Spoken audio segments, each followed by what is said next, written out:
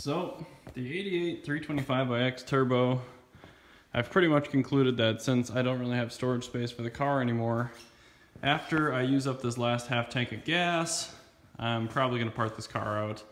It's not to say I won't have this turbo set up on another E30 in the future, but the time being, like I said, I just can't deal with having something quite this ugly sit around in my city. So, I just took off these amazing Illusion purple metallic bottle caps I got on a parts car a couple of years ago with the snow tires, and I put on my 15-inch TR Motorsports tire rack wheels. They're awesome wheels. C1 is the model. These are black, which I'm not a fan of, but I've got some old Dunlop Dureza Z1 star specs, which are basically R compounds with grooves cut in them. So, kind of excited to see what this thing A looks like on the ground and B performs like with some real rubber on it. So like I said, I have about a half tank of fuel left in this thing I have to use up before I kind of make my decision finally on what to do. So I'm going to set it down, move the convertible, and I'll take it for a little drive, and I'll try to take some video along the way. However, the car is really loud and I just don't know how it's going to work. So apologies in advance if the rest of this video is complete shit, but at least you were warned. So I'm going to set it down, we'll take another look at it, and then we'll hop in and take it for a spin. So I moved the convertible, got the car on the ground. The fender gap's pretty funny. The rear actually sits alright, which is weird because the springs aren't broken, but the front, that is still an IX. So yeah, I'm going to pull it out, take a peek at it on the driveway just to see how it looks, and then make sure all my tires are aired up to the correct amount, which they should be. And again, take it for a little drive. The beauty shot.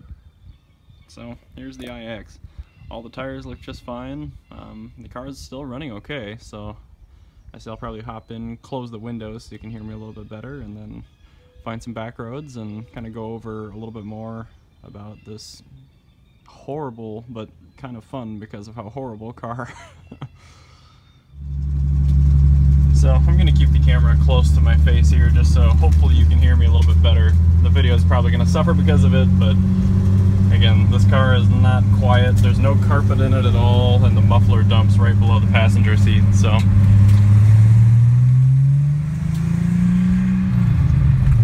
there's only so much we can do.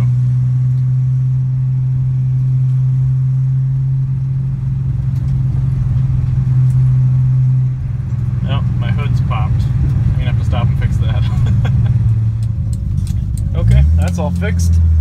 Oh, no power steering. This is good.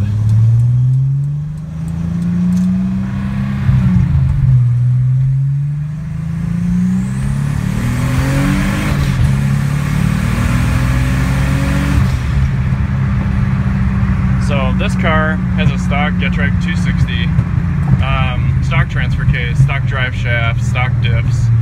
Since it was originally a manual transmission car, it has 391 gears in it, which are actually as tall as you could get in a North American iX. The only taller version was the turbo diesel iX that was very, very rare and only sold in Europe and other markets. So this thing, it has an overdrive gear in the transmission. Fifth is overdrive, however, it's pretty shallow, which actually lends itself pretty well to acceleration. This thing, it never slips. It just hooks and goes. The clutch is original at 262,000 miles at this point. That's just an estimate because the odometer stopped a long time ago, 232. But it still holds once you're in gear and clutch is engaged. So let's see here. I'm guessing this car probably picked up 10 to 15 wheel horsepower. Just switching to the Star Spec tires, just because those old General snow tires have a lot of give in the tread blocks, and that really does cut down on your power factor. Let's see here. The steering rack on this car definitely got some water in it over the winter. It's really, really notchy. Hold on one second, guys. Sorry about the cutout there. There was a car that came up behind me and I had to downshift and get away from it. So, the drivability of this car, I never really have driven a really nice stock manual iX, but I've driven a lot of, average examples. And other than the fact that this car has a ton more horsepower, it doesn't idle all that well, because again, it doesn't have an idle control valve anymore now that it's a Mega Squirt.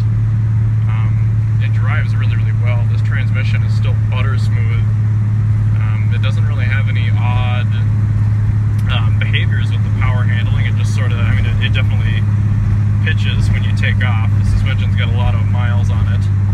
The brakes are still really, really good. The iX shares the same brake pads, but it does not share calipers, and nor does it share control arms, steering rack, anything like that. It's got completely unique subframes, different oil pan, different engine block. Other than, you know, looking like the same car, it's completely different under the skin. Again, this one's done a ton of miles, but it's coping with the power really, really well. If this was an automatic, I definitely would have just parted it out, but as it turns out, I'm having too much fun with it as a 5-speed car, so I struggle with whether or not to part it out. It's been reliable, so I have a hard time parting out a car that really doesn't have any mechanical issues. However, like I was saying, my city kind of has a problem with how it looks, and I don't blame them. It's a pretty hideous piece of shit, so I just don't know. I mean, I can find space for it, but I'm going to be paying for storage at that point probably, and this car isn't worth $50 a month to me just to keep around, so. Then the fact, the longer I drive it, the higher the risk is I destroy the transfer case, which has a lot of value. These are very, very expensive pieces. Sorry, Ford Explorer. I never know if it's a cop or not. My phone is bright red, so probably looks a little funny to video while I'm driving. What was I saying? I don't remember. But anyway, yeah, this car, it's oddly fun and satisfying to beat the ever-living crap out of. I do miss the rear-wheel drive one. As much as I like this car, if this entire drivetrain was back in a rear-wheel drive car, it would just be that much better. So I think that's going to be my eventual goal. Although I did just pick up, and you guys haven't seen it yet, a 1989 4-door iX 5-speed with a bad head gasket.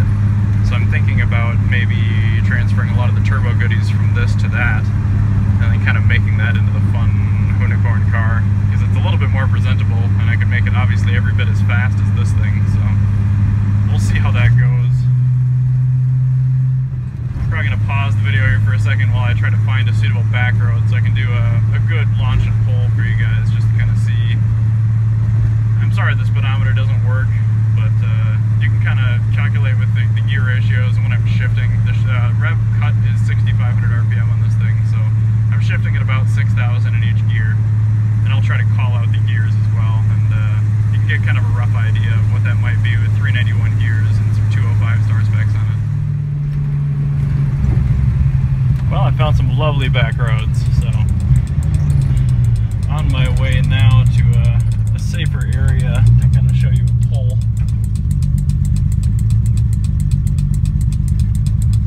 Hold on.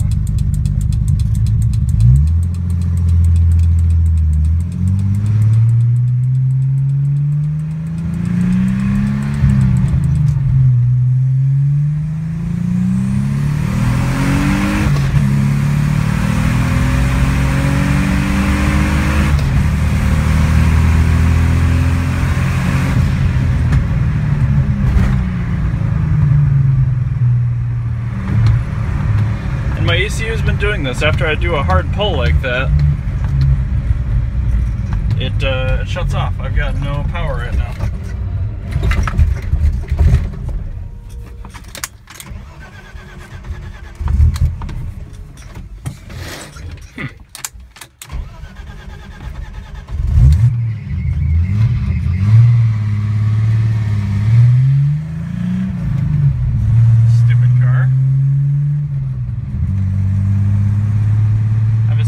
That when I let off after a boost pull like that, it's putting so much fuel into the oil, or not the oil, the combustion chamber, that it can't produce enough spark, or a strong enough spark to actually ignite.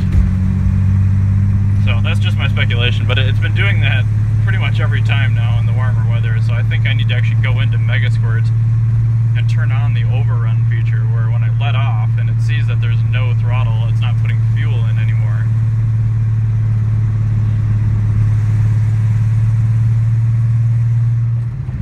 Pretty nice scenery around this part. This is a nice little road.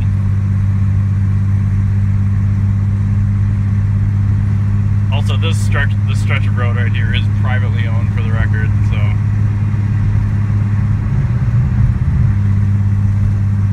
this is a really weird private township where only the main north-south roads are owned by the county or the city. Everything else, these east-west roads, are privately owned by all the residents. And they just paved it a couple of years ago here. So it's a nice little area.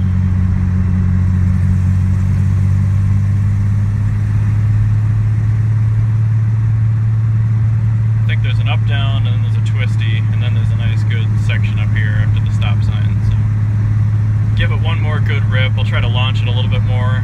If I launch it too hard, the clutch will slip all the way through first, second, third, so I gotta be a little less aggressive with the launch, especially with some sticky rubber on it now.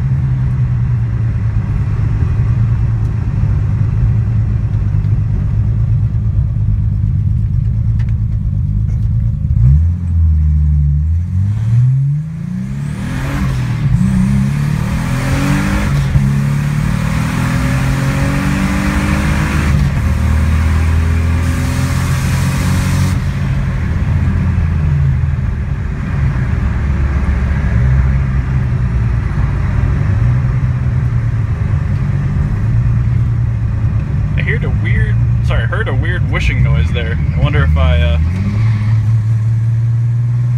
popped a charge pipe.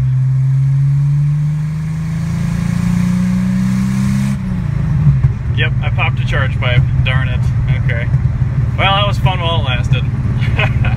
I'm gonna head home and park this thing, but it gives you a little more of an idea of, I guess, what this car is and what it drives like. It's kind of quirky. I mean, you saw it shut off, so when it came out of boost that last time, I just put in the clutch and let it idle. That seems to be a better solution, so that's what I'll probably do. If you guys have any specific questions about this thing, or want me to go over any part of the turbo setup, or even how, you know, the chassis or anything like that, let me know. I probably won't part it out in the next few days, so yep, thanks for watching. So right now we are actually in that 87 4-door with the 2005 330 engine in it. I'm moving it to my storage facility.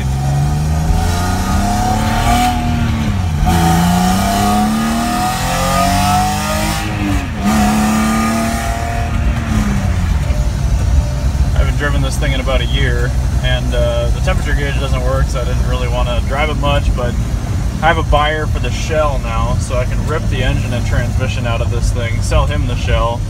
He's going to put his 2.5 liter M20 in it and rock it, because his shell is just rusted to pieces. So figured I'd at least show you guys that this thing does indeed run and drive. Actually, it makes really good power, even though it's got the wrong fuel injectors on it, and it's got that weird noise down there from the exhaust. The brakes are also terrifying. The master cylinder is completely shot, so I have to keep pumping the brakes. But yeah, it's a cool car. Just arrived. There's the heart of the beast. 3 liter M54. The alternator actually worked. So I thought I was gonna drive here and have a dead battery and have it stall out, but it actually charged the battery. So I'm not exactly sure what I did there, but apparently my very sophisticated wiring up here is working just fine.